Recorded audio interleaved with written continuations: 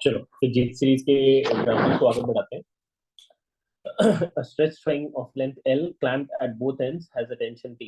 Now the string is pulled aside by a distance h at its center and released as shown in the figure. अच्छा figure नहीं बना है but question में सोचना बहुत difficult नहीं है। ये हमारे पास एक एल लेंथ की स्ट्रिंग दे रखी है उन्होंने। So this length is considered to be L. इसे थोड़ा सा ठीक है चलो। और बीच से हमने क्या किया, इसको पुल किया है और ये वाली पॉइंट को उठा के यहाँ से यहाँ खींच दिया है और ये वाली डिस्टेंस हमने दे रखी है यहाँ पे h होगी। ये कुछ ऐसा सिनेरियो है, ठीक है। अब उन्होंने बोला है कि यहाँ से हम इसको रिलीज कर रहे हैं। Assume the tension remains unchanged by small transverse displacement।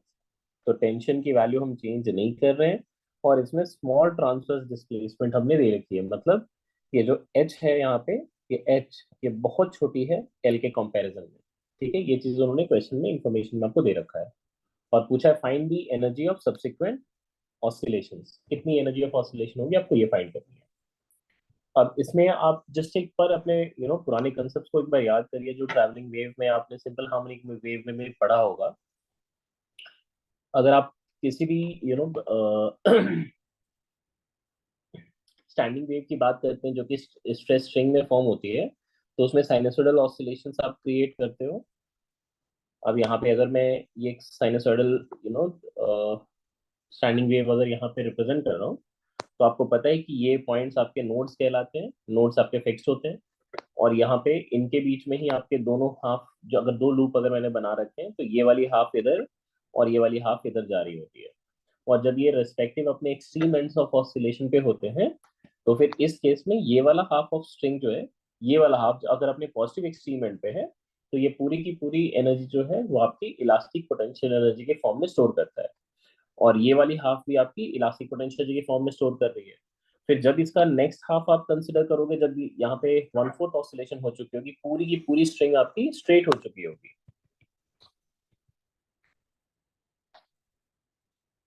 तब इस केस में ये सारे पार्टिकल जो है वो पूरी की पूरी एनर्जी को काइनेटिक एनर्जी के फॉर्म में रखेंगे। सो यहाँ पे इस सिचुएशन पे entire energy is potential energy और काइनेटिक एनर्जी जीरो है।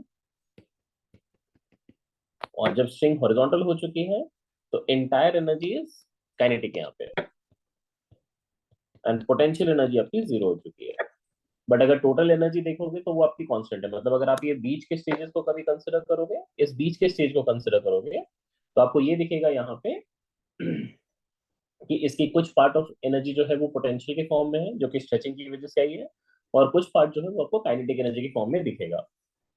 एक इंटरेस्टिंग चीज जो है वो आपको ध्यान रखना चाहिए कि अगर जैसे ये तो आपको पता है कि स्टैंडिंग वेव में जो एनर्जी है वो नोड से नोड के बीच में कंफाइंड होती है। जैसे ये एक नोड है और ये एक नोड है, तो ये नोड से नोड के बीच में एनर्जी ऑफ ऑसिलेशन जो है वो आपकी कंफाइंड है।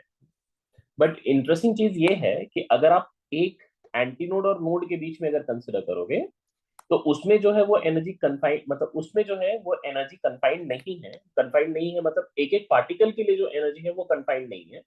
एनर्जी जो है वो नोड से एंटी नोड की तरफ और एंटी नोड से नोड की तरफ ये लगातार मूव करता रहता है 1/4 ऑफ ऑसिलेशन पे। इसको समझने का आसान तरीका क्या है कि जैसे अगर आप नोटिस करोगे तो यहाँ पे जो पार्टिकल है, जो मीन पोजीशन पे सोचो, तो उसमें अगर आप छोटे छोटे एलिमेंटल लेंथ में अगर आप इसको डिवाइड करोगे, तो इस एलिमेंटल लेंथ को जब आप देखोगे, जब ये हॉरिजॉन्टल पोजीशन पे था और जब ये इंक्लाइन हो चुका है, तो सबसे ज्यादा स्टीपनेस यहीं पे है। इसका मतलब सबसे ज्यादा स्ट्रेचिंग जो है वो स्ट्रिंग के एलिमेंट में सबसे ज्यादा यहीं पे है। और स्ट्रेचिंग सबसे ज्यादा होने की मतलब इलास्टिक पोटेंशियल जी सबसे ज्यादा इस पर्टिकुलर एलिमेंट पे।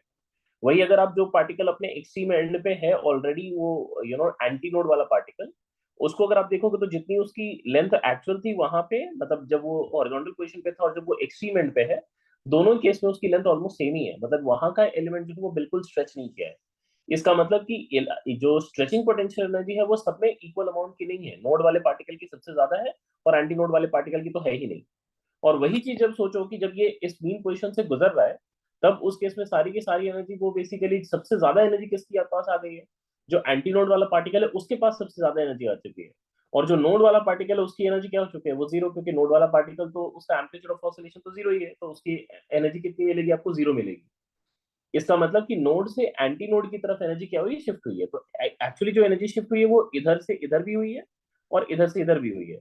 उसके बाद फिर जब ये वापस से इस शेप को अक्वायर करने के लिए जा रहा होगा, तब एनर्जी जो है वो इधर से इधर और इधर से इधर वापस से आपकी एंटी नोड से नोड की तरफ से वापस रीडिस्ट्रीब्यूट हो जाती है। तो हर एक 1/4 ऑसिलेशन में जो एनर्जी है उसका रीडिस्ट्रीब्यूशन होता रहता है। बट इंपॉर्टेंट बात यह है कि टोटल एनर्जी आप किसी भी स्टेज से निकाली वो आपको सेम मिलना चाहिए। यहाँ पे इस साइनसोइडल वेव के लिए अगर आप देखोगे तो फिर उस केस में हर एक एलिमेंट का स्टीपनेस अलग है। जब वो मैक्सिमम एक्सट्रीम एंड्स पे जब पहुंच चुका है अपना एलिमेंट, उस केस की बात कर रहा हूँ, हर जगह पे आपको स्टीपनेस अलग दिखेगा। इस वजह से डिफॉर्मेशन भी हर एक एलिमेंट में क्या है, डिफरेंट है। बट ये डिफॉर्मेशन यहाँ पे निकालना बहुत ही आसान है। अगर आप देखोगे तो एक्चुअल लेंथ कितना था, एल था, और अब एक नया लेंथ आपको दिख रहा है, ये वाला स्टैंडर्ड लेंथ दिख रहा है। तो ये नई लेंथ कितनी है पहले ये निकाल लेते हैं। पाइथागोरस थ्योरम से इजीली हम ये फाइंड कर सकते हैं कि ये वाली नई लेंथ कितनी हो जाएगी। This length will be L/2 का square n plus H square हो जाएगा। तो ये जो नई लेंथ आ रही है L/2 का, उससे अगर कॉमन कर ले, ये वाली लेंथ की बात कर रहा हूँ मैं। सो इस लेंथ में अगर L/2 अगर कॉमन आउट कर ले तो जाएगा 1 plus H square by L square, और ये 4 यहाँ रह जाएगा और इसका पावर में हाफ आ जाएगा। अब इसमें देखोगे तो h की वैल्यू l से बहुत छोटी भी दी हुई थी। इसका मतलब 4h² बाई एल स्क्वायर को हम 1 से तो बहुत छोटा मान सकते हैं। तो इसको अप्रोक्सीमेटली बाइनोमियल अप्रोक्सीमेशन अगर यूज करें तो जाएगा L/2 इंटू 1 प्लस ये हो जाएगा 4h² बाई 2 L स्क्वायर। ये 2 इधर 2 से कट जाएगा और इसी को आप फर्दर रीअरेंज करेंगे तो हो जाएगा L/2 प्लस ये L/2 इधर 2 कट जाएगा एंड फिर अगेन आपके पास बच जाएगा ये h² बाई एल बचेगा। तो ये h² बाई एल जो है वो बेसिकली एक हाफ का इलोंगेशन है। तो टोटल जो पूरे लेंथ ऑफ स्ट्रिंग में जो इलोंगेशन आई है वो बेसिकली आपकी 2h² बाई एल हो जाएगी। So total elongation in string जो है, total elongation in string,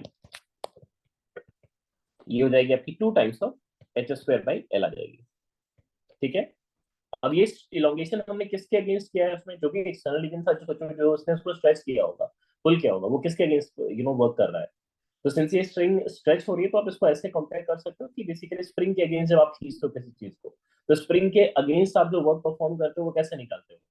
spring force अगर वेरिएबल है तो इंटीग्रेशन ऑफ के एक्स डी एक्स करते हैं, जो कि बेसिकली आप बोलते हैं हाफ एक्स स्क्वायर के फॉर्म में उसमें स्टोर हो गया है पोटेंशियल के फॉर्म में। सेम चीज यहाँ पे भी करना है आपको। इसमें इस क्वेश्चन में उसने बहुत ही अच्छी सी हिंट दे रखी है हमें कि आपको टेंशन को यूनिफॉर्म मान के चलनी है, और अगर टेंशन यूनिफॉर्म है तो फिर उस केस में टेंशन के साथ आप बस ये इलोंगेशन को मल्टीप्लाई कर दीजिए। इससे आपको क्या मिल जाएगा, आपको ये मिल जाएगा कि कितनी वर्क करनी पड़ी है आपको उस रिस्टोरिंग फोर्स के अगेंस्ट में। So work done by external agent अगर हम कैलकुलेट करें तो that will be work done against the restoring force of tension, restoring force of tension, and therefore this is equal to tension multiplied with 2h² by L. That is the final answer.